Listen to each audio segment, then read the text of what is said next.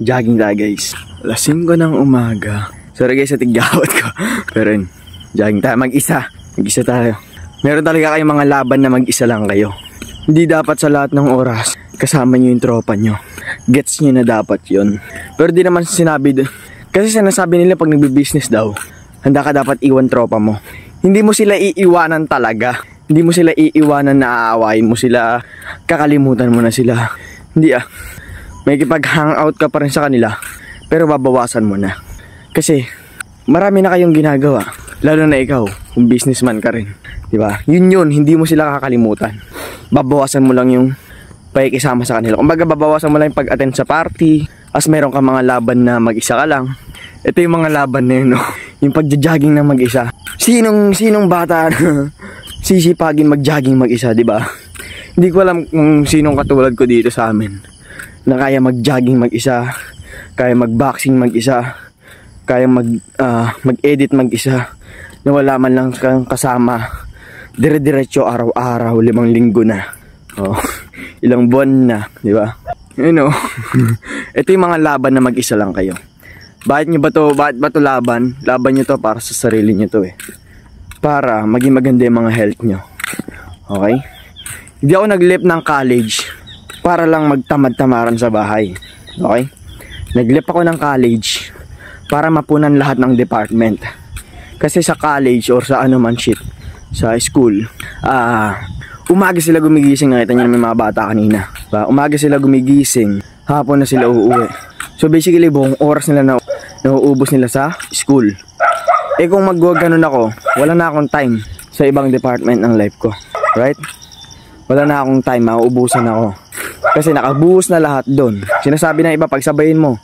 Hindi pwede. Hindi naman to usapang mapagsabay ko lang. Ang usapan dito kung paano ko ba male-leverage yung time, energy, and money ko. Okay?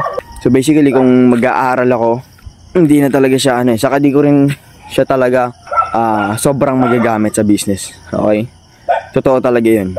Binibuild lang doon yung mga empleyado. Pero, although may matututunan naman ako doon, totoo yun. Pero sa estado ng buhay ko ngayon, hindi ko pa dapat matutunan yung dapat kong matutunan doon Parang ganun, basta. Kaya ako nag-left para mapunan yung ibang department. Kunyari, makapag-jogging ako. Kung pumapasok ako, hindi ko ito magagawa, di ba? Kasi nga wala akong time. Makakapag-meditate ako, makakapag-breakfast ako, makakapag-aral ako, makakapag-edit ako, makapag-gawa ako ng Graham, makapag-aral ako sa social media. Di ba, ang dami ko nagagawa. Araw-araw yun, guys. Ngayon, kung papasok ako ng eskwelahan, hindi ko talaga siya magagawa. Tapos 4 years yun. So basically, para sa akin hindi ito advisable sa lahat ng bata. Okay, hindi yun para sa lahat. Nahanap ko na yung purpose ko kasi in life. So basically, nahanap ko na kung anong dapat kong gawin. Ngayon, kung ikaw, hindi mo pa alam kung anong gagawin mo, tinatamad ka lang mag-aral, pumasok ka na lang, kunin mo na lang yung baon, tapusin mo na yung college. Diba? Ako naman, hindi ako nag-college hindi para magbulakbol. Nag-college ako para mas ma-leverage ko pa yung time ko. Para mas ma-maximize ko pa yung time ko habang bata ako. Kasi kung isasabay ko yung 4 years, napakalaki ng 4 years, promise. Yung kangkong chips, binid lang yun, 3 years lang yun. Nang dire-diretso. Diba? Ganun sa business kasi guys, pag pinagpukusan mo yung isang bagay, mas mabilis lang. Kaya ako nag-left ng college. Pero hindi yun advisable sa lahat. Huwag kayong mag-left. Okay? Hanapin nyo mo yung purpose nyo, yung malalim na malalim. Hindi naman yung naging decision na isang beses lang, isang gabi lang, ayoko na mag-aral. Hindi yun ganun. Nag-compute ako guys, tinignan ko lahat ng department, tinignan ko lahat talaga. Okay? Tapos yun, hanggang sa napag-desisyonan ko, mas worth it nga na mag-quit na para makapag-focus na dito. Yun guys, hindi yun dahil lang tamad, hindi yun dahil lang ayoko na mag-aral, hindi. Kung hindi ko lang to nahanap, mag-aaral pa rin naman ako matik. Hindi pinagalitan ako ni mama.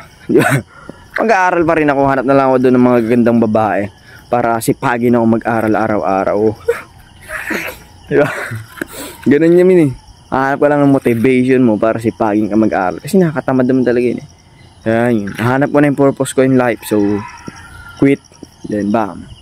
Pero hindi ako mag-quit. Hindi ako tatambay lang sa bahay. Ayun, ginagawa ko ngayon mga mahihirap na part. Nag-jogging ako mag-isa. Wala akong kasama. Diba? Oo. Sinong batang sisipagin mag-jogging mag-isa? Di ba? Ibig sabihin, pag kaya niya mag-jogging mag-isa, pag kaya niyang gawin to, may purpose siya in life. Gusto niya talaga maging maganda yung health niya para mas marami pa siyang magawa. Yun lang guys. Maraming salamat. Tapusin ko na to.